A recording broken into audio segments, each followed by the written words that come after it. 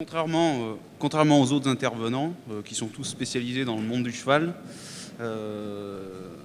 donc pour ma part, et le docteur Loria qui aurait dû intervenir aujourd'hui, voilà, mais qui a été appelé autre part, nous sommes intervenants en fait, dans le milieu de la santé au travail et travaillons donc, sur un service de médecine du travail à Alençon. Donc le docteur Loria en fait, a en charge le suivi médical des salariés et pour moi-même, en fait, plus l'étude en fait, des risques professionnels en entreprise. Donc je ne vais pas vous parler, comme ce qui a été présenté tout de suite, des pathologies du cheval, mais des pathologies chez le maréchal ferrant. Merci. Donc depuis 2002, les haras nationaux et l'Institut de la maréchalerie ont mené des études sur la pénibilité et sur les risques professionnels donc, liés au maréchal ferrant. Et l'Institut de la maréchalerie s'est tourné vers le docteur Loria, qui est médecin du travail dans notre service, et qui a rédigé un mémoire s'intitulant « Les risques et maladies professionnelles en maréchalerie et leur prévention ». Et suite à ce mémoire, ça a conduit donc un livre, La santé du maréchal ferrant, guide pratique de prévention des risques, qui a été rédigé donc à la fois par le docteur Loria et en collaboration avec les compagnons maréchaux ferrants du devoir, et dans lequel en fait il expose donc, les principaux risques professionnels donc, pour le maréchal ferrant et les moyens de prévention qu'on peut mettre à disposition. Et donc suite à ce travail du docteur Loria, M. Daufrémont nous a sollicité justement pour venir présenter aujourd'hui à l'Equimeeting un des thèmes de la pathologie du maréchal ferrant. Donc nous on profite de cette occasion pour vous présenter non pas tous les risques professionnels du maréchal ferrant, mais on s'est intéressé en fait aux risques chimiques en maréchalerie. Alors effectivement, on aurait pu parler du problème qui est peut-être un peu plus important, tout ce qui touche à l'ergonomie, les lombalgies, les troubles musculo-squelettiques ou les risques traumatiques. Nous s'est intéressé aux risques chimiques puisqu'on a pas mal de matériaux récents en fait, qui rentrent en ligne de compte. Et que c'est sans doute, finalement, dans la profession, peut-être un des risques qui est moins connu, ou en tout cas moins appréhendé. Alors, avant de commencer, de rentrer dans le risque chimique propre à la profession, donc quelques généralités, en fait, sur le risque chimique. Pour qu'il y ait un risque, il faut qu'il y ait une personne et qui utilise, qui soit en contact, en fait, avec ce qu'on appelle un danger. Dans le cas du risque chimique, le danger donc, est représenté, en fait, soit par le produit qu'il utilise, ou par des substances, on verra, donc un produit est un mélange de substances, soit par des substances, ou on verra, ça peut être certains procédés. La rencontre entre l'opérateur et le produit crée une situation dangereuse, d'autant plus dangereuse si certains moyens de prévention en fait, ne sont pas respectés, que ce soit au niveau équipement de protection individuelle, ou on verra également au niveau de la protection collective. Pour qu'il y ait vraiment dommages, donc les types de dommages dans le cadre du risque chimique, ça va être plutôt des irritations, des allergies, des brûlures, et ça peut aller, dans certains cas, suivant les produits, donc à provoquer la mort, donc à mortel, le cancer. Pour qu'il y ait dommage, il faut quand même qu'il y ait un événement dangereux. Il faut que le produit puisse rentrer en fait, dans l'organisme, et donc on va voir un petit peu tout ça. Par rapport au danger, donc toujours des généralités sur le risque chimique. Donc pour identifier un danger d'un produit ou d'une substance, on va pouvoir le faire soit à partir de l'étiquetage du produit, donc ce qu'on va lire sur le contenant, voilà, ou à partir de sa fiche de données de sécurité. L'étiquetage, donc c'est sur le contenant, on va retrouver un certain nombre d'informations. La fiche de données de sécurité, c'est un document papier qui est transmis normalement par le fournisseur, voilà, et dans lequel en fait, donc il est en 16 points, et dans lequel on vous informer la composition exacte des produits, des risques liés aux produits, mais également des risques liés aux différents composants qu'on peut retrouver, et les moyens de prévention donc, à mettre en place pour diminuer l'exposition. Alors sur à la fois l'étiquetage du produit et sur les fiches de données de sécurité, donc on va retrouver ce qu'on appelle l'étiquetage. L'étiquetage, vous avez à chaque fois pour un produit, donc s'il est soumis à étiquetage, l'eau n'a pas d'étiquetage, d'autres produits non plus. Vous allez retrouver ce qu'on appelle donc, des pictogrammes de danger, c'est ce qu'on retrouve sur la partie droite. Alors, je vous en présente plusieurs. Alors, pourquoi? Parce qu'en fait, à partir de 2015, l'étiquetage des produits chimiques change, il évolue. On était actuellement sur des pictogrammes donc, carrés, sous fond orange, donc type croix de Saint-André, la flamme, etc. On va passer donc sur des pictogrammes en losange, fond blanc, entouré de rouge. Donc, je vous ai mis tout ça en annexe du document qui vous a été transmis. Je vous ai mis en fait la signification justement de ces pictogrammes pour que vous puissiez vous familiariser avec. Donc entre les anciens et le nouvel étiquetage, la correspondance et leur signification. En sachant que les 4 premiers symboles concernent la santé. Les suivants concernent plutôt les risques physiques, donc les risques d'inflammabilité, les risques d'explosion. Et le dernier, donc plutôt ceux qui sont dangereux pour l'environnement. Donc nous, on s'intéressera effectivement ici à la santé du maréchal Ferrand. Sur l'étiquetage, donc un exemple sur le trichloréthylène. Donc ce n'est pas un produit qui est utilisé en maréchalerie, mais c'est pour vous présenter ce qu'on retrouve, les informations qu'on retrouve sur un étiquetage. Donc on va avoir le nom du produit, le nom généralement du fournisseur. On va retrouver donc les symboles de danger, donc les fameux losanges, et on va retrouver un certain nombre d'informations qu'on appelle des mentions de danger et qui informent en fait du risque du produit, du risque essentiellement pour la santé. Et des conseils de prudence qui permettent justement de vous aiguiller sur les moyens de prévention en fait, à mettre en place.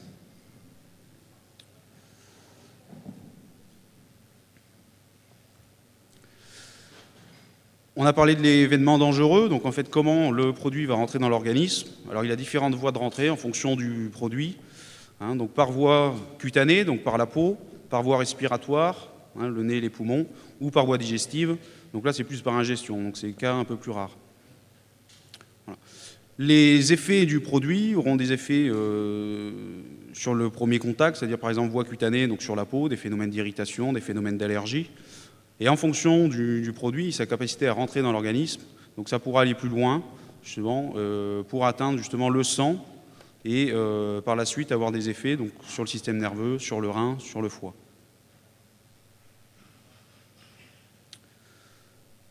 Alors, en maréchalerie, dans son exercice, le maréchal Ferrand est quotidiennement, alors on va voir dans quel cas, exposé à des nuisances chimiques diverses qu'il doit connaître.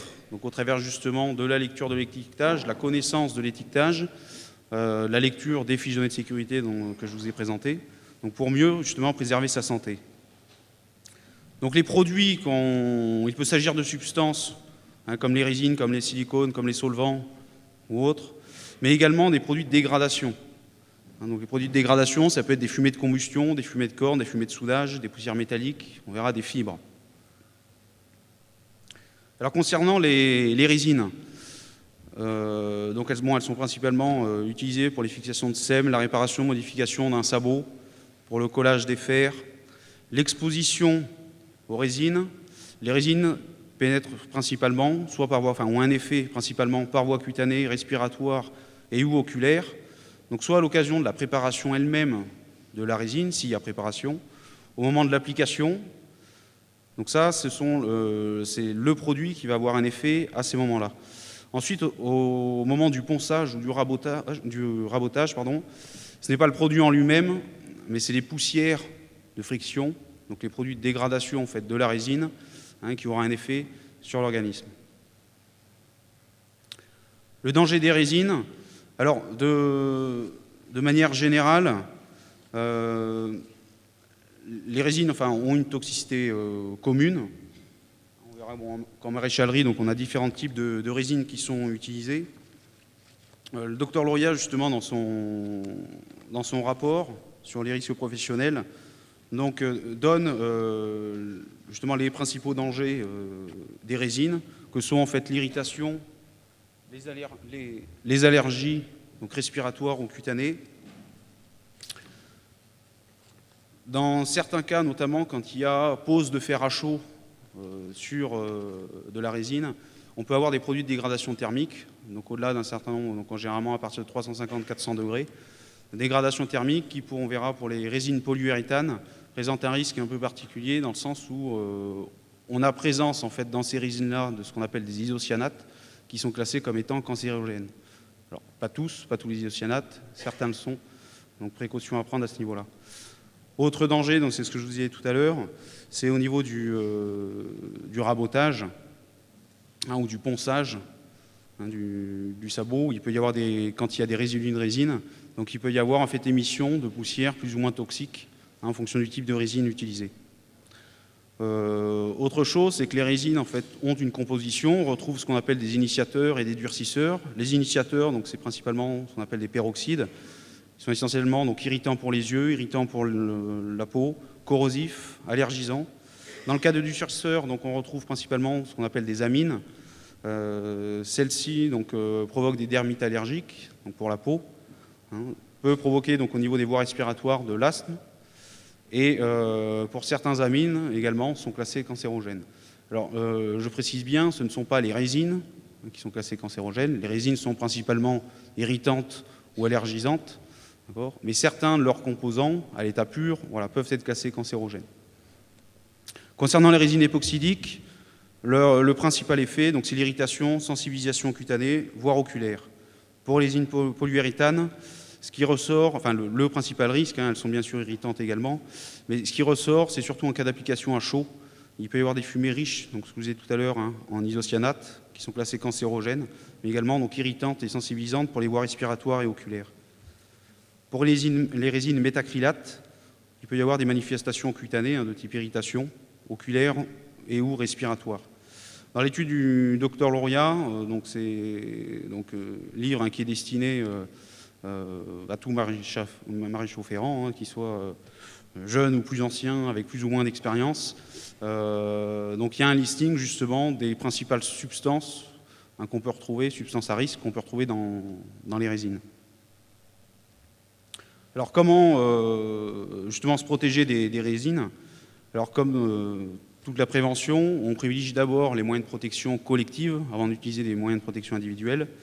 Donc si possible, notamment pour éviter les expositions lors des mélanges, on privilégiera des résines prêtes à l'emploi. Privilégier un ferrage à froid quand il est techniquement possible de le faire pour éviter justement l'émission de fumée toxique. Là encore, suivant les techniques, suivant les équipements, c'est essayer d'aspirer en fait à la source, ou tout du moins assurer une bonne aération en fait des locaux dans lesquels on travaille. Au niveau individuel, privilégier donc des vêtements qui couvrent intégralement les avant-bras, justement pour éviter ces phénomènes irritants ou allergiques. Privilégier des gants, mise à disposition de gants en caoutchouc butyl ou nitrile, qui protègent bien justement des résines. Les lunettes de sécurité, je dirais que c'est nécessaire que s'il y a des risques en fait d'éclaboussure, donc c'est plus en cas de risque s'il y a des transvasements ou des choses comme ça. Et par rapport plutôt aux poussières, donc lors du rabotage, ou aux vapeurs, aux fumées qui peuvent être émises lors de l'impose d'un fer à froid, privilégier donc un masque qu'on appelle A2P2 qui protège à la fois donc, des vapeurs organiques et également des poussières. Concernant les solvants, généralement donc, les solvants sont utilisés un petit peu en parallèle des résines, puisqu'on va retrouver certains types de solvants en fonction du type de résine qu'on va utiliser. Donc je vous en cite la majorité, donc éthanol, l'alcool isopropylique, acétone, méthyléthylcétone, sont les solvants qu'on retrouve, notamment soit pour le nettoyage du support, donc avant, application de la résine, et pour nettoyage après, ça peut être aussi utilisé pour nettoyer certains ustensiles. La principale voie d'exposition donc avec les solvants, c'est plutôt par inhalation, donc par voie respiratoire, du fait justement que ça soit volatile. Les dangers, alors les principaux dangers du solvant, je dirais que c'est plus des dangers physiques que réellement pour la santé. Les dangers, justement, c'est que généralement ils sont classés très inflammables, inflammables ou très inflammables. Ils peuvent être irritants pour les yeux, notamment le méthyléthylcétone et l'alcool isopropylique. Les vapeurs peuvent provoquer des somnolences et des vertiges. Donc effectivement, tout va dépendre aussi des quantités qu'on utilise. Et tout dépend aussi dans l'environnement dans lequel on intervient. Et par contact cutané, peut provoquer des dessèchements ou gerçures de la peau. Au niveau de la prévention, donc la prévention collective va toucher plutôt en fait, justement les risques d'incendie. Donc essayer de stocker ces produits dans un local frais, et si possible ventilé, à l'écart des sources d'ignition. Donc éviter de stocker ça à proximité d'un espace de travail, enfin de la forge ou des espaces de travail où on ferait de la soudure ou du meulage. Stocker les déchets, donc je parle plutôt ici des chiffons qu'on pourrait utiliser, notamment pour nettoyer à l'aide de solvants. Stocker justement ces déchets dans une poubelle, dans un endroit qui est clos, pour éviter justement les émanations de solvants dans le local. Essayer d'avoir toujours à proximité un moyen d'extinction approprié, puisque c'est très inflammable. Respect de l'interdiction de fumer à proximité de ces produits. Et quand il est techniquement possible de le faire, aspiration à la source au moment de l'utilisation, puisqu'on a des vapeurs très volatiles. Au niveau de la protection individuelle, donc lunettes de sécurité, donc là encore, s'il y a des risques de projection à l'occasion de transvasement, s'il y a des transvasements de fait. Des gants en caoutchouc butyle. Alors la petite préconisation, tout à l'heure on a parlé des résines, je vous ai dit qu'on pouvait prendre soit des gants en caoutchouc butyle ou nitrile, à savoir que les gants en caoutchouc nitrile ne protègent en aucun cas des solvants. Les solvants pénètrent dans la peau à travers le nitrile. Donc plutôt privilégier des gants en butyle. Et s'il y a une forte utilisation de solvants, privilégier donc un masque à deux. Donc on dit bien si besoin, à partir du moment où on est dans un local aéré, il n'y a pas besoin d'avoir un masque. Alors concernant les silicones, en maréchalerie, donc on a affaire à des silicones de type médical qui sont utilisés pour remplir la concavité de la sole, donc pour le confort du pied. Les silicones utilisés en maréchalerie ne sont pas des produits qui sont soumis à étiquetage, donc sont considérés entre guillemets sans risque. Néanmoins, donc dans certains cas, et notamment s'il y avait une application de fer à chaud dessus ou si c'était chauffé, il peut y avoir une légère action irritante pour les yeux et libération de certaines vapeurs toxiques. Donc c'est plus en fait à ce moment-là, si jamais le silicone était chauffé, qu'il y a des risques. À l'application, non. Alors on a classé ce qu'on appelle les laines minérales, on a voulu en parler, on les a classées avec les produits. Donc les laines minérales en fait sont utilisées pour le calorifugage, le revêtement, notamment donc pour les fours à gaz. Le maréchal Ferrand est exposé à ces laines minérales, notamment quand il y a un changement de revêtement de four, si c'est lui qui le fait, donc en sachant que ça ne se fait pas non plus très souvent, c'est 1 à 2 fois par an, au moment en fait où il découpe la laine de roche pour la mise en place dans le four. Il peut y avoir aussi une exposition, le docteur Loyard a rapporté, notamment au moment de l'allumage du four, il peut y avoir un effet de souffle, et donc en fait une projection de fibres de laine de roche. Également, quand on positionne les fers dans le four, on va avoir en fait un effet de frottement, donc d'altération en fait de la fibre avec des risques d'émanation de fibres en fait à l'extérieur du four. Les laines minérales en règle générale sont composées donc à 90% de fibres. Ce qui fait danger de la laine minérale, ce n'est pas la laine minérale en elle-même, ce sont les fibres qu'on retrouve et qui sont susceptibles d'être émises donc à partir du moment où il y a un frottement en fait, qu'on les traumatise. Donc soit qu'on les frotte, des coups, ou on les coupe. Voilà. Et plus les fibres sont fines et longues, plus elles pénètrent loin dans l'organisme, donc plus elles seront dangereuses. Le danger des fibres, de manière générale, les laines minérales sont classées irritantes pour la peau et les muqueuses, donc souvent les yeux notamment, et peuvent provoquer des allergies cutanées et respiratoires. Voilà de manière générale. Maintenant, pour certaines fibres qui sont ce qu'on appelle en fait biopersistantes, c'est-à-dire qui ont la capacité de pénétrer loin dans l'organisme, celles-ci sont suspectées d'être cancérogènes.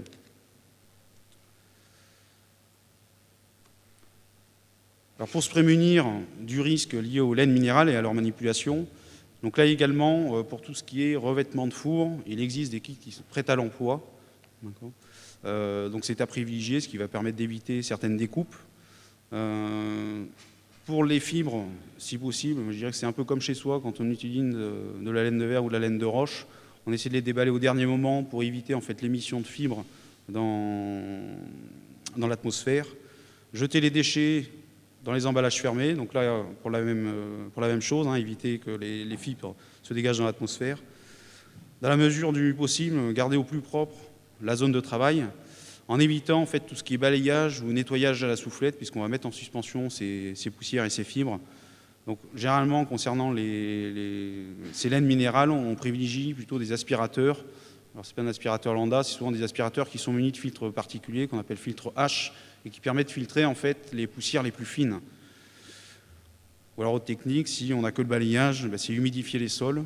Sachez aussi qu'il existe des poudres spécifiques pour le balayage qui permettent justement d'éviter en fait, qu'on va mettre sur le sol et qui va permettre d'éviter la mise en suspension de ces poussières.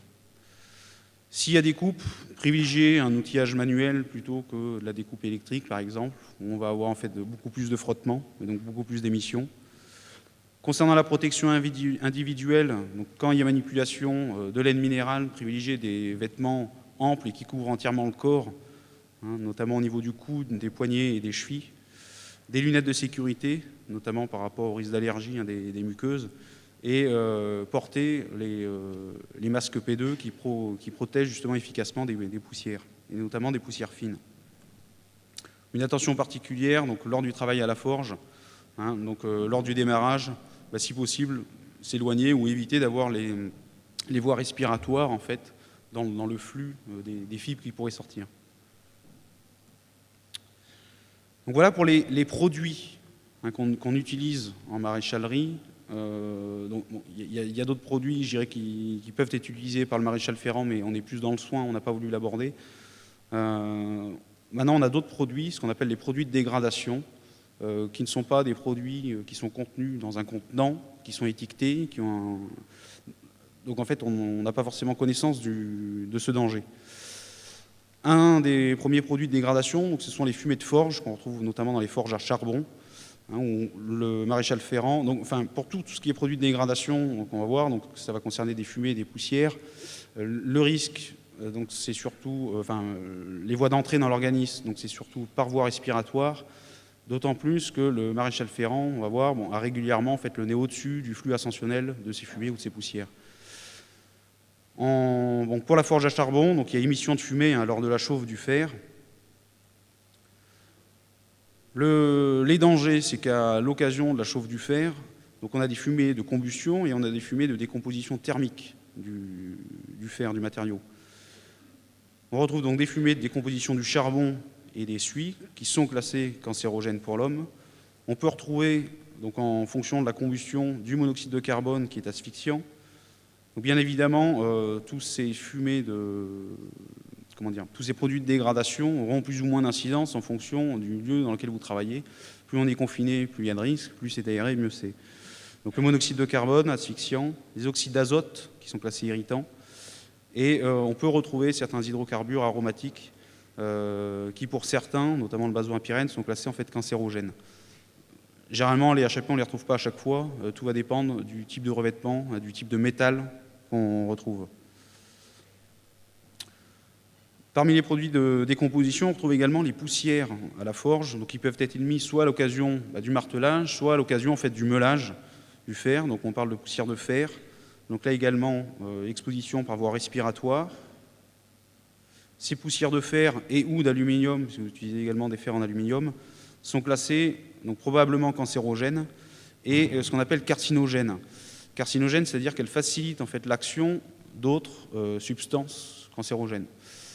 Exemple, le tabac. Donc un fumeur qui est exposé aux poussières de fer et d'aluminium, l'exposition en fait, à ces poussières facilite l'action de la substance cancérogène. On retrouve également donc, dans ces poussières à la forge des oxydes de fer qui sont également classés cancérogènes. Autre fumée, ce qu'on appelle les fumées de corne. Donc exposition lors du ferrage à chaud, exposition relativement importante, notamment parce que la personne, le maréchal ferrant, se retrouve dans le flux ascensionnel en fait, de ces fumées. Alors ici, en fait, on a peu de littérature sur les dangers de fumée de corne. On s'est appuyé en fait, ici sur une étude qui a été menée par l'INRS, l'Institut national de recherche et de sécurité, étude qui a été menée en fait en 2002. Donc je vais vous donner...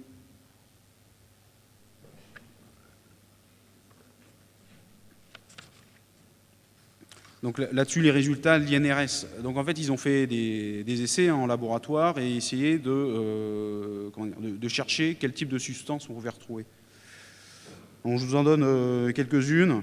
On peut retrouver du disulfure de carbone, qui est toxique, du dioxyde de soufre, qui est à la fois irritant et carcinogène, donc qui facilite l'action d'autres cancérogènes.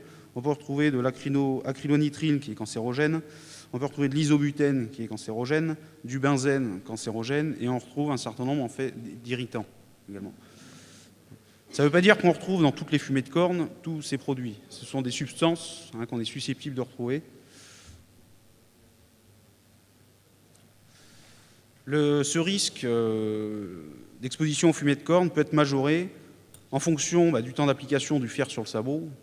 Plus l'action dure, plus il y a de fumée d'émise. Et également, ça rejoint le premier point sur les résines, en fonction si oui ou non il y a présence de résine ou de colle sur le sabot.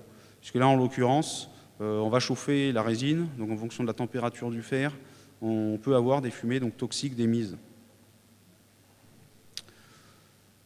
Autre type de fumée, les fumées de soudage. Alors même si l'activité de soudage pour le maréchal Ferrand demeure faible en termes de fréquence, l'exposition aux fumées est réelle. Voilà. Elle est brève, mais peut être importante à certains moments. Donc l'exposition, là également, par voie respiratoire.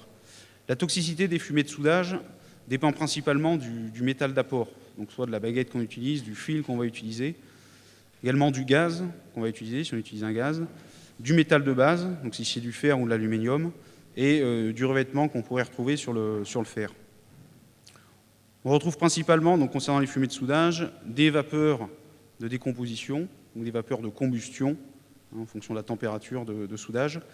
On retrouve des poussières et ce qu'on appelle donc, des nanoparticules, qui sont des poussières ultra fines. Le danger des fumées de soudage, elles ont été classées donc, cancérogènes pour l'homme par le Centre international de recherche sur le cancer. En cas d'intoxication aiguë, il peut y avoir des irritations des voies respiratoires. En cas d'intoxication chronique, donc à plus long terme, de l'asthme et des bronchopneumopathies chroniques. On retrouve également, je dirais que c'est plus connu dans le milieu de la métallurgie, ce qu'on appelle la fièvre de métaux. Alors la fièvre des métaux, en fait, c'est une fièvre qui ressemble fortement en fait, à la fièvre de la grippe. On a les mêmes symptômes, des nausées, donc une forte fièvre, de la fatigue. Néanmoins, généralement, quand la fièvre des métaux, on a souvent un goût métallique en fait, dans la bouche. Et ces symptômes en fait, ont tendance à disparaître donc 24 heures, 48 heures après l'exposition. Par rapport à tous ces produits de dégradation, que ce soit les fumées de corne, les fumées de soudage, les fumées de forge, donc privilégier soit un travail en plein air ou dans un espace de travail qui est pourvu d'une aspiration, donc soit au niveau de la forge, au niveau du poste de travail où on va faire la soudure ou les opérations de meulage. Privilégier, pareil quand c'est éthiquement possible, le ferrage à froid, puisqu'au moins on va limiter les fumées de combustion, soit de la résine, soit de la corne.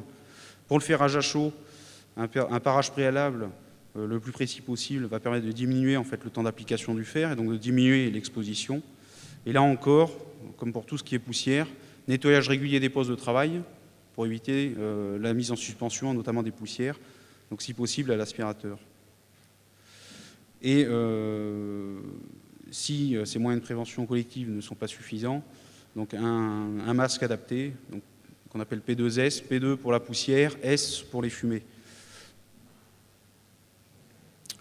De manière générale, sur le risque chimique en maréchalerie, même si c'est un risque qui est sans doute moindre que d'autres, donc comme je vous disais tout à l'heure en introduction, notamment tout ce qui va être posture, les risques de limbago, etc., c'est un risque qui est présent. La première prévention consiste à ce qu'on appelle la substitution, c'est-à-dire si j'ai affaire à un produit en fonction justement de son étiquetage qui est classé comme dangereux, essayer de le remplacer ou de demander à son fournisseur d'avoir le même type de produit, la même qualité, mais si possible en moins dangereux. Aménager sa zone de travail. Donc aménager la zone de travail, ça peut être aussi, si des maréchaux ferrants, par exemple, travaillent à plusieurs dans un même atelier pour éviter aussi d'exposer l'autre qui ne serait pas exposé en tant que tel à tel ou tel produit. Utilisation, quand c'est possible, de produits prêts à l'emploi. Donc ça concerne plutôt les résines ou les laines minérales. collecter donc, ce qu'on appelle les fiches de données de sécurité que je vous ai présentées en introduction, qui vont vous permettre justement d'avoir une information à la fois sur la composition, des risques des composants, des risques du produit, et également des précautions à prendre. Éviter les transvasements. Et s'il y a transvasement, pensez à étiqueter les produits justement qu'on a utilisés. Si j'ai transvasé dans une bouteille, pensez à étiqueter la bouteille comme le premier contenant. Concernant les équipements de protection individuelle, de manière générale, c'est une solution de dernier recours. Il faut toujours privilégier donc, la prévention collective. S'ils sont nécessaires, ils doivent être adaptés à la situation. On a vu par exemple, soit notamment concernant les gants ou les masques, certains gants marchent très bien pour les solvants, mais ne marchent pas pour les résines et inversement. D'autres gants sont plus adaptés pour la manutention et pas du tout pour le risque chimique, d'autres pour la coupure et pas du tout pour le risque chimique. Les masques, c'est la même chose. Vous avez vu souvent, il y en a de deux types. Les masques avec des filtres A, c'est pour les vapeurs et solvants. Les masques de type P, on est plutôt sur les poussières. Donc c'est un masque de type P, donc les fameux masques chirurgicaux ne protègent en aucun cas du risque chimique lié au produit, à l'émanation de solvants ou résines. Concernant les EPI, c'est pareil, ils doivent suivre un entretien et un changement régulier. Le changement régulier, ce n'est pas attendre que des gants soient percés pour les changer, ce n'est pas attendre qu'un masque soit complètement encrassé pour le changer. Stocker les équipements de protection individuelle dans un endroit propre. Alors là, je parle surtout quand il y a utilisation de produits type solventé ou de résine. Le masque laissé en fait, sur son poste de travail va avoir tendance en fait, à capter justement ces vapeurs et en fait à être encrassé. Donc, quand on va le mettre, il ne servira plus à rien, il ne protégera plus. Donc toujours essayer de le garder dans son emballage d'origine hermétiquement fermé. Respecter certaines mesures d'hygiène, donc là c'est notamment par rapport aux gants, c'est le principe de la main propre dans un gant propre. Donc c'est se laver régulièrement les mains, alors généralement soit avant les pauses et en tout cas après le travail. On privilégie donc l'eau tiède. Pensez bien sécher les mains, toujours rentrer la main, enfin enfiler le gant sec, la main dans un gant sec. En conclusion, ce que je disais tout à l'heure, le risque chimique n'est certes pas le risque le plus important des maréchaux ferrants, notamment en raison de la fréquence d'utilisation de produits ou d'exposition et de la durée. On n'a pas des durées d'exposition importantes. Néanmoins, comme on a pu le voir, il y a une toxicité qui est avérée. Alors, je le rappelle, toxicité avérée surtout pour les produits de dégradation, donc notamment les fumées de soudage, les fumées de forge. Pour tout ce qui est résine, solvant, ce n'est pas le produit en lui-même, puisqu'on a plutôt affaire à des produits qui sont irritants ou allergisants, mais c'est les produits de dégradation de ces substances qui peuvent dégager des fumées toxiques. Voilà. Merci de votre attention.